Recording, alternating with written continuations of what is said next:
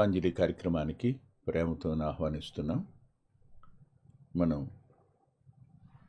ఈ కార్యక్రమంలో ప్రత్యేకంగా జీవిత పాఠశాల అనే అంశాన్ని, యోసేపు భక్తుని యొక్క జీవితాన్ని మనం అధ్యయనం చేస్తూ ధ్యానిస్తున్నాం. లేఖనంలో ప్రతి మాట మన అంతరంగానికి ఎంత వర్తమానాన్ని ఇస్తుందో, ఎంత ఆదరణనిస్తుందో, ఎంత ఓదార్పునిస్తుందో, అదే రీతిగా అంత దిద్దుబాటును, అంత హెచ్చరికను కూడా ఇస్తుంది. ఈ లేఖనంలో ప్రత్యేకంగా ఒక మధ్యస్థ స్థితి నాకు కనిపించింది. ఈసారి ఆదికాండం 43వ అధ్యాయం చూడండి. 11వ వచనం చదువుతున్నాను. వారి తండ్రి అయిన ఇశ్రాయేలు వారితో అట్లయినా మీరు ఇలాగు చేయుడి. ఈ దేశమందు ప్రసిద్ధములైనవి అనగా కొంచెము మస్తకి, కొంచెము తేనె, సుగంధ ద్రవ్యములు, బోళము, పిస్తాచకాయలు, బాదము కాయలు మీ గోనెల్లో వేసుకొని ఆ మనుషునికి కానుకగా తీసుకుని పోవుడి. రెట్టింపు రూకలు మీరు తీసుకుని మీ గోనెల మూతిలో ఉంచబడి తిరిగి వచ్చిన రూకలు కూడా చేత పట్టుకుని పోయి మరలా ఇచ్చివేయడి. ఒకవేళ అవి పొరపాటై ఉండును, మీ తమ్ముని తీసుకొని లేచి ఆ మనుషుని యొద్దకు తిరిగి వెళ్ళుడి. ఆ మనుషుడు మీ ఇతర సహోదరుని బెన్యామీనుని మీకు అప్పగించినట్లు సర్వశక్తుడైన దేవుడు ఆ మనుషుని ఎదుటి మిమ్మల్ని కరుణించునుగాక. నేను పుత్రహీనుడినై ఉండవలసిన ఎడల పుత్రహీనుడినై అవుదునని వారితో చెప్పాను. ప్రార్థన చేసుకుందాం. ప్రేమగల తండ్రి, పరిశుద్ధుడైన మా దేవ, లేఖనం మీది వివరించడానికి నీ దాసుడు శక్తిమంతుడేం కాదు. కేవలం మీ కృప తప్ప మరింకేది అర్హత కాదు. మీ కృపాహస్తాలకే నన్ను అప్పగించుకుంటూ వింటున్న మా ప్రియులు ఏ ఏ సమస్యల గుండా ప్రయాణం చేస్తున్నారో ఆ సమస్యలన్నీ ఒకానొక దినాన్న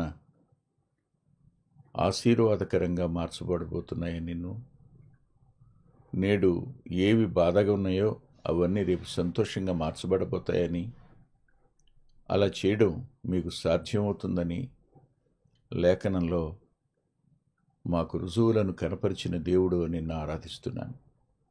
నాయనా, లేఖనం మీది వింటున్నవారు నీ యందు నమ్మిక ఉంచినవారు.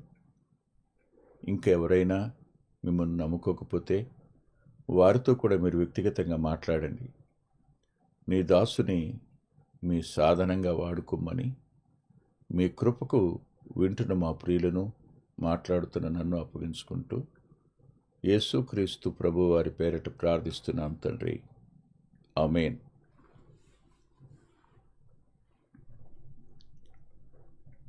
యాకోబు తన కొడుకులతో మీరెలా చేయండి అంటూ ఈ దేశమందు ప్రసిద్ధమైనవి మస్తకి, తేనె, సుగంధ ద్రవ్యాలు, బోళం, పిస్తాచికాయలు, బాదంకాయలు మీ గోనెలో వేసుకొని ఆ మనిషిని కానుకగా తీసుకొని పోవుడి అంటాడు. నాకు ఒక మాట మనసునకు వచ్చింది. అదేమిటంటే, దేవునిని బట్టి మనసును నిబ్బరం చేసుకున్న యాకోబు తన కుమారులను పంపేటప్పుడు ఎలా పంపాలి, ఏమిచ్చి పంపాలి? ఆ వ్యక్తి వీళ్ళని నమ్మల. ఆ వ్యక్తికి వీళ్ళ మీద కోపం వచ్చే అవకాశం ఉంది. ఎందుకు? వారు ధాన్యం కొన్నారు, ధాన్యానికి చెందిన రోకలు తిరిగి వచ్చేసాయి. అవి వీళ్ళు నేరం చేశారని నిరూపించే అవకాశం ఉంది. ఎంత సందిగ్ధ పరిస్థితో సరిగ్గా ఇక్కడ ఆగితే వెనుతిరిగి ఒకసారి చూడండి. ఇన్ని సంవత్సరాల ఎడబాటు,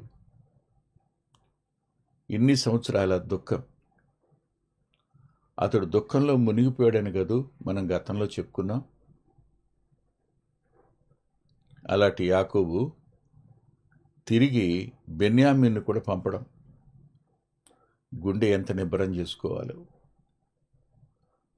తనకు అత్యంత ప్రియమైన భార్య కన్నా 2 పిల్లలు, ఒకతను లేడు, వెళ్ళిపోయి ఎన్ని సంవత్సరాలు అయిందో కూడా చెప్పుకున్నాం.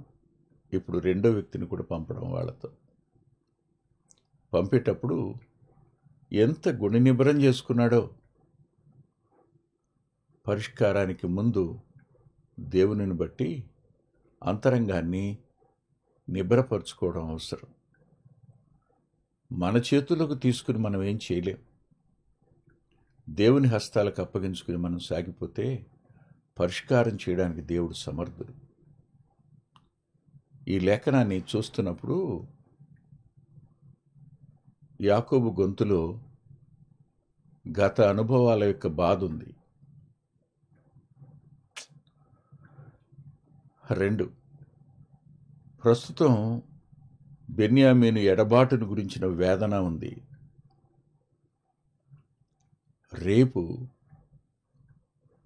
ఏం జరగబోతుందో అర్థం కాని పరిస్థితి ఉంది. ఈ 3 అంతలు ప్రతి వ్యక్తి జీవితంలోనూ తటస్థిస్తాయి. గతం బాధగా ఉంటుంది, ప్రస్తుతం వేదన కలుగుతుంటుంది, భవిష్యత్ అనేది అయోమయం పాలు చేస్తుంది, లోపల దుఃఖాన్ని కలుగు చేస్తుంది. ఇలాంటి పరిస్థితుల నడుమ తన హృదయాన్ని దిట్టపరుచుకుని ధైర్యపరుచుకుని తాను కానుక పంపుతున్నాడు. నేను ఈ వర్తమానాన్ని అకస్మాత్తుగా చులకన చేయాలని అనుకోవడం లేదు, కానీ ఒక మాట అంటాను. తాను కోల్పోయాననుకుంటున్న కొడుక్కే ఇవన్నీ పంపుతున్నానని యాకోబుకు తెలుసా? ఆలోచించండి ఒకసారి. తాను ఏవి కోల్పోయానని దుఃఖంలో ఉన్నాడో ఆ కొడుకు కోసమే ఇవన్నీ వీళ్ళందరితో తాను పంపుతున్నాడని యాకోబుకు తెలియదు కదూ. చాలా విషయాలు మనకు తెలియవు. ఇక్కడనే ఒక మాట నేను మీకు చూపిస్తాను. దయచేసి నాతో పాటు యోబు గ్రంథం దగ్గరికి రండి. యోబు గ్రంథం 12వ అధ్యాయం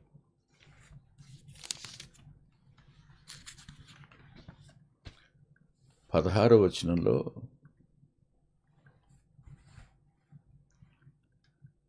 ఒక మాట ఉంది. బలమును జ్ఞానమును ఆయన స్వభావ లక్షణములు. బలం, జ్ఞానం ఈ 2 దేవుని స్వభావ లక్షణాలు అని యోబు గారు తన ప్రత్యక్ష ద్వారా చెప్తున్నారు. ఆయన బలం వేరు, మన బలం వేరు. ఆయన జ్ఞానం వేరు, మన జ్ఞానం వేరు.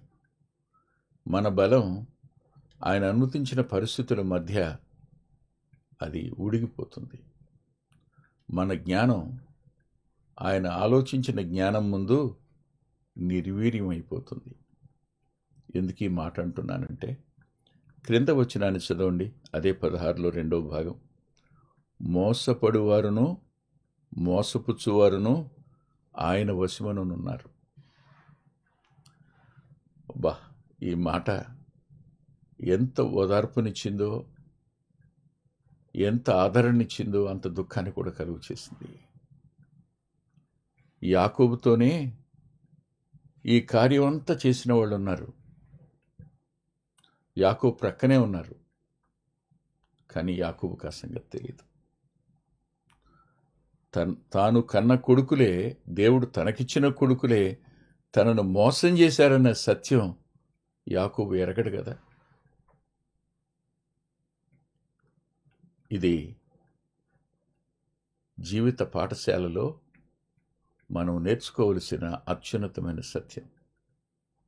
మనుషులు మనం ప్రేమించే వారిని మన నుండి దూరం చేయడానికి వారు ఎలాంటి ఎత్తుగడలు పన్నుతారో చెప్పడానికి వీలు కాదు.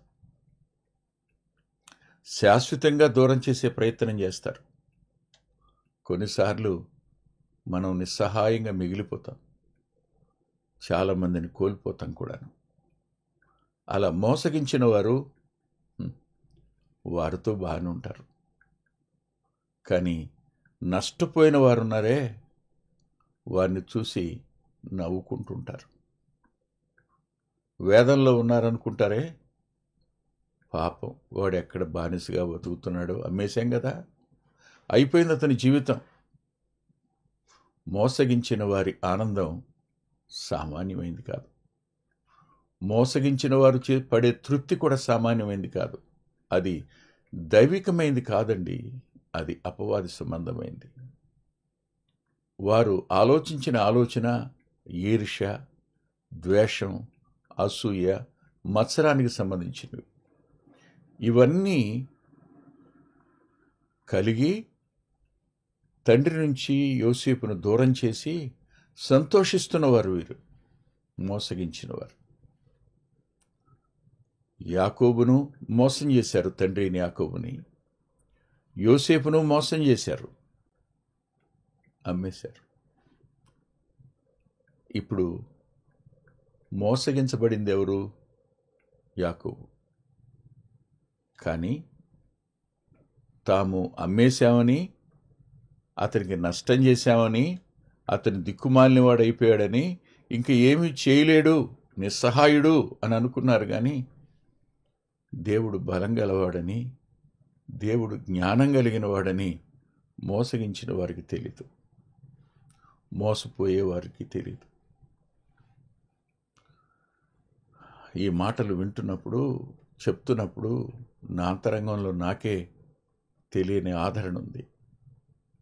దుఃఖానికి నివారణ ఈ వచనాల్లో ఎక్కడో అంతరంగాన్ని ఆత్మ ద్వారా స్పృశిస్తున్నట్టుంది. ఆలోచించండి. భవిష్యత్ అయోమయంగా ఉండొచ్చు, పరిస్థితులు ప్రతికూలంగా మారిపోయి ఉండొచ్చు, సమాధానకరమైన పరిస్థితులు ఏవి కనిపించటం లేదు. అలాంటి పరిస్థితుల్లో నువ్వు నేను ఉండగా దేవునికి బలము, జ్ఞానము స్వభావ లక్షణాలు. మోసగించటం అనేది వాడి లక్షణం. అందుకే ప్రభు అంటారు, వాడు నరహంతకుడు, వాడు అబద్ధికుడు, అబద్ధానికి జనకుడు. మోసగించేవారు వాని సంబంధులు. కానీ వాళ్ళు ఎవరితో ఉన్నారు ఇప్పుడు? యాకోబుతోనే ఉన్నారు. యాకోబుకి ఆ సంగతి తెలీదు. కానీ ఇప్పుడు వారు ఎక్కడికి వెళ్తున్నారు చెప్పండి? తమను ఎవరు ప్రశ్నించారో, తమ సహోదరుడైన షిమ్యోనును ఎవరు బంధించారో, లోపల పెట్టారో, బెన్యామీను తీసుకురాకపోతే నా ముఖం చూడవద్దని ఎవరన్నారు, అతని దగ్గరికి వెళుతున్నారు ఇప్పుడు. ఒక మాట, మోసగించిన వారు, మోసపోయిన వారు దేవుని వశంలోనే ఉన్నారు అనంటే ఆయన హస్తంలోనే ఉన్నారుగా. ఆయన చెయ్యి దాటి వెళ్ళిపోలేదుగా. ఆయనకు శక్తికి మించిన స్థాయిలో వారు ఏం లేరుగా. లేరు. అపవాది సైతం దేవుని శక్తికి మించిన వాడు కాడని జ్ఞాపకం పెట్టుకోండి. వాడు శక్తిమంతుడే, కానీ దేవుడు సర్వశక్తిమంతుడు. యోబుని గురించి అన్నాడు, జాగ్రత్త, అతని ప్రాణాన్ని ముట్టొద్దు అన్నాడు. అందుకని యోబు బ్రతికున్నాడు. మన జీవితాలకు మరి మోసపుచ్చటం, మోసపోవడం ఇవన్నీ ఎందుకు జరుగుతున్నాయి అనంటే, ఒకటి యాకోబులో ఉన్న ప్రేమ. వారు పొలంలో ఉన్నారు. వారిని చూడడానికి యోసేపుని ఎందుకు పంపాడు? నమ్మకస్తుడైన వాడు వెళ్ళి వారి సమాచారాన్ని ఉన్నది ఉన్నట్టుగా తెస్తాడని పంపించారు. లేకపోతే ఇంట పనివారు లేరా? పెద్దదాసుడు మరొకతను ఉండి ఉండడా? అబ్రహామునికి ఎలియాజరు ఉన్నాడు. ఇస్సాకు కాలంలో కూడా అతను ఉన్నాడు. యాకోబు కాలంలో మరొక వ్యక్తి ఉంటాడు. పెద్దదాసుడు ఎప్పుడు ఉంటాడు. అతనన్నా పంపొచ్చుగా, కొడుకునేందుకు పంపాడు? ప్రేమ. 2, ఇది దేవుని సంకల్పం. ఆయనే సంకల్పించాడు. కారణం, ఈ సంకల్పంలో యోసేపునకు పరీక్ష, యాకోబునకు పరీక్ష. యోసేపు పరీక్ష గుండా వెళుతున్నాడు. తాను చెప్పిన వాటికి అతడు అర్హుడవునా కాదా అనడానికి పరీక్ష. యాకోబు యొక్క విశ్వాసానికి పరీక్ష. ఆలోచించండి. అబ్రహాము విశ్వాసం వేరు, ఇస్సాకు విశ్వాసం వేరు, యాకోబు విశ్వాసం వేరు. ఈ మూడంతల విశ్వాసం 3 విధాలుగా కనపడుతుంది. అబ్రహాము యొక్క విశ్వాసం ఒక నదీ ప్రవాహంలాగా ఉంటుంది. ఇస్సాకు యొక్క విశ్వాసం ఒక సెలయేరులాగా ఉంటుంది. యాకోబు విశ్వాసం ఓ జలపాతంలాగా ఉంటుంది. వాస్తవానికి విశ్వాస పరిమాణంలో వ్యత్యాసాలున్నాయి, లేవని చెప్పలేం. యాకోబు విశ్వాసం పరీక్షించబడుతున్న సమయాన్న అతడు దుఃఖంలో కూరుకొని పోయాడు. ఈ దుఃఖంలోంచి వెలుపలికి రాలేడు. కారణం,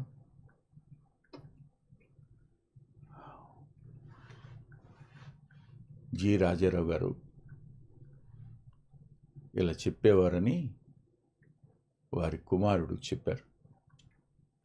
మనం ఎవరిని ఎక్కువ ప్రేమిస్తే వారి వల్ల ఎక్కువ దుఃఖం కలుగుతుందని. యోసేపుని ఎక్కువగా ప్రేమించాడు కాబట్టి ఎక్కువ దుఃఖం.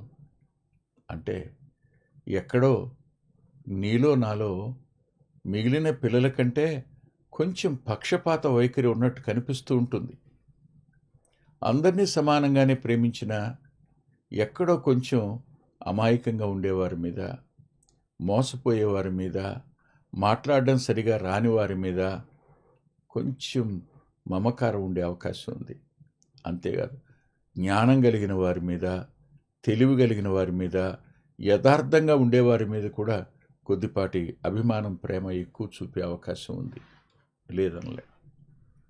ఇలాంటి దాన్ని కూడా సరిచేయాలనుకుంటాడేమో ఆయన, తెలీదు.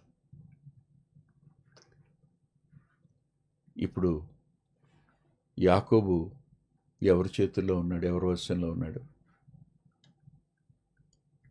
రూబేను మొదలుకొని బెన్యామీను వరకు ఎవరి చేతుల్లో ఉన్నారు? షిమియోను ఎవరి చేతుల్లో ఉన్నాడు? యోసేపు ఎవరి చేతుల్లో ఉన్నాడు? ఎవరి వశంలో ఉన్నాడు? మీరు చెప్పండి.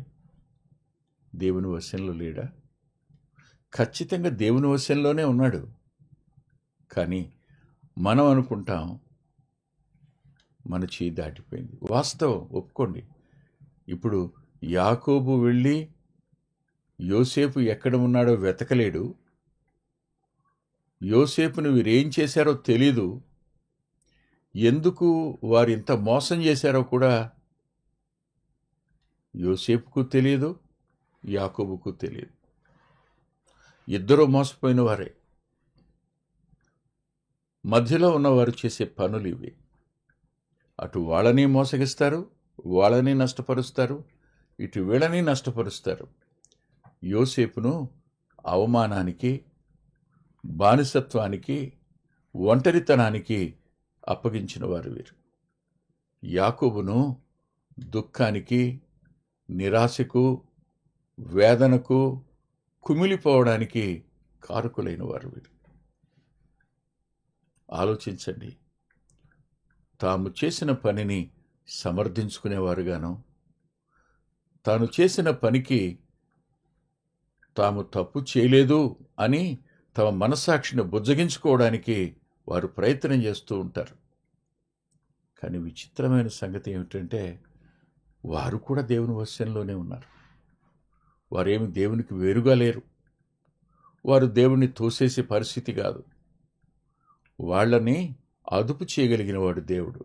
అవును, ఐగుప్తులో అవమానపడలేదా? ఐగుప్తులో బంధించబడలేదా? ఐగుప్తులో చెరసాల్లో పెట్టబడలేదా? ఐగుప్తులో వారు వేదన చెందలేదా? ఐగుప్తులో వారు పశ్చాత్తాపడలేదా? తాము చేసిన తప్పేమిటో తెలుసుకోలేదా? విచిత్రం ఏమిటంటే, యోసేపు అన్నలు పశ్చాత్తాపడ్డారు, కానీ కొందరు పశ్చాత్తాపడనే పడరు.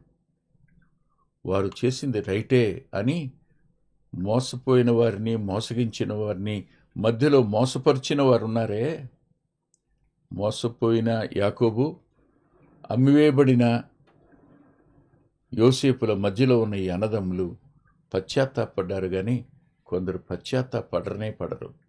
వారు సంపూర్ణంగా అపవాది యొక్క సాధనాలుగా మిగిలిపోతారు. వారికి కలిగే నష్టం చాలా ప్రమాదకరమైంది, చాలా ప్రమాదకరమైంది. ఆ నష్టాన్ని మనం కోరుకోకూడదు. ఆలోచించిన ఒకసారి, ఈ జీవిత పాఠశాలలో ఇలాంటి పరిస్థితుల నడుమ యాకోబు భవిష్యత్తులకు చూశాడు. చూసినవాడు ఇలా అనుకున్నాడు. ఏమనుకున్నాడంటే, ఒకవేళ దేవుడు సాయం చేస్తాడని నమ్ముతున్నా. సర్వశక్తుడైన దేవుడు ఆయన మిమ్మల్ని కరుణించేటట్టుగా అతనిలో కార్యం చేస్తాడు అన్నాడు.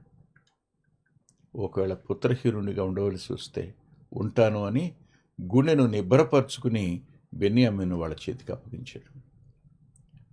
భవిష్యత్ నీ ముందుంది. కరుణించే సర్వశక్తివంతుడైన దేవుడున్నాడు.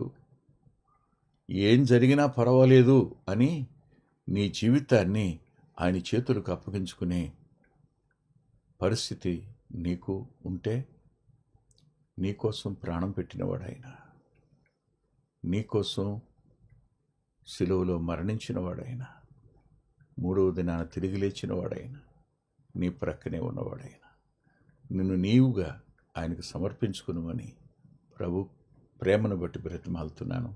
తల్ల వంచండి, ప్రార్థన చేసుకుందాం.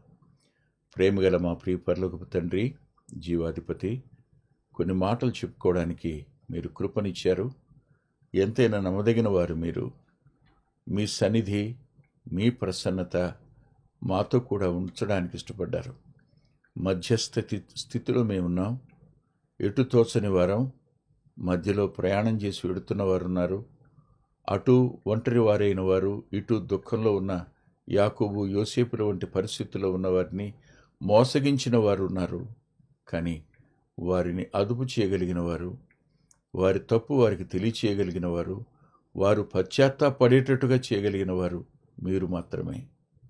యోసేపు వలె సంపూర్ణంగా ప్రభువా నీ చిత్తంలో తాను అర్హుడని నిరూపించుకున్నవాడుగాను, విశ్వాసాన్ని బట్టి ఏం చేసినా పర్వాలేదని తనను తానుగా మీకు అప్పగించుకున్న యాకోబు వంటి వారుగా మా ప్రియులు ఉండడానికి కృపనిమ్మని వింటున్న మా ప్రియులను దయగల మీ ఆదరణకు అప్పగించుకుంటూ యేసుక్రీస్తు ప్రభువారి పేరట ప్రార్థిస్తున్నాం తండ్రి. ఆమేన్. ప్రభు చిత్తమైతే వచ్చే వారం కలుసుకుందాం.